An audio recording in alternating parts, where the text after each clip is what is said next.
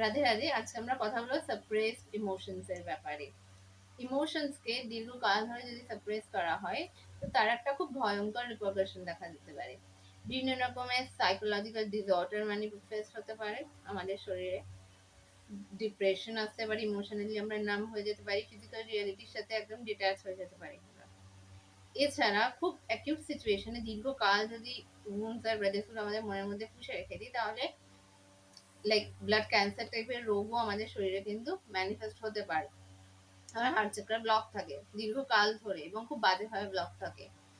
তো আমার যখন এরকম সিচুয়েশন হচ্ছে যে আমি নিজের লাইক ইমোশনকে সাপ্রেস করতে করতে করতে করতে আমি এত ফ্রাস্ট্রেটেড ফিল করতাম, আমি অনেক কিছুই ভুলে যেতাম। অনেক কিছু আমি ভুলে যেতাম। তার সাথে আমি জীবনে অনেক সায়েন্স সিনক্রনিসিটি এগুলো দেখতে পেতাম। লাইক আমার স্পিরিচুয়াল অ্যাওয়াকেনিং এর আগের যে স্পেসটাতে, সেগুলো আমি কিছুই বুঝতে পারতাম না।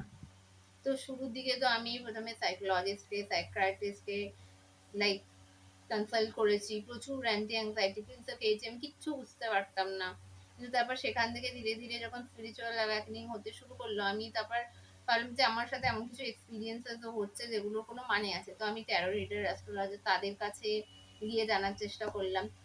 অনেক জায়গায় ঘুরেছি কিন্তু ঠিক মতো আনসার হয়তো খুঁজে পাইনি তখন। কয়েক মাস ঘোরার পরে পাস্ট লাইফ রিগ্রেশন করেছি, সেখান থেকে আমি নিজের স্পিরিচুয়াল জার্নির ব্যাপারে কিছুটা আইডিয়া পেয়েছি।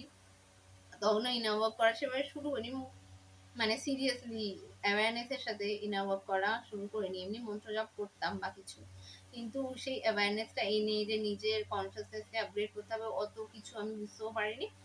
কিন্তু হ্যাঁ, একটা আইডিয়া ছিল, একটা স্পিরিচুয়াল জার্নি আছে যেটাকে নিয়ে আমায় এগোতে হবে। একটা বেয়ার মিনিমাম ধারণা সেখান থেকে তৈরি হয়েছিল। তারপরে সেখান থেকে আরো অনেক কার্মিক লেসন শিখে তারপরে ইনার ওয়ার্ক স্টার্ট হয়, মানে সিরিয়াসলি অ্যাওয়ারনেস এর সাথে। এইভাবে পুরো জিনিসটা এগোতে থাকে। কিন্তু হ্যাঁ, এটা সত্যি যে আমি ইমোশনকে সাপ্রেস করতে গিয়ে অনেকবার সাফারও করেছি, ভুলে গেছি অনেক কিছু। এগুলো কিন্তু হয়ে থাকে ইমোশনসকে দীর্ঘকাল ধরে সাফার করতে গিয়ে।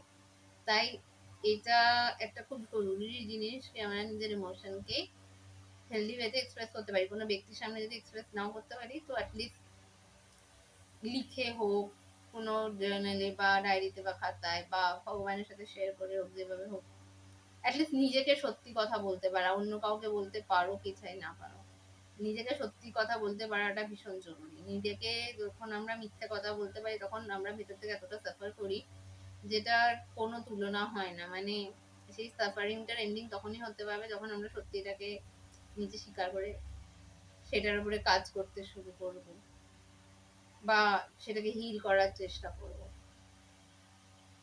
রাধে রাধে। আবার পরের ভিডিওতে পরে দেখা হবে।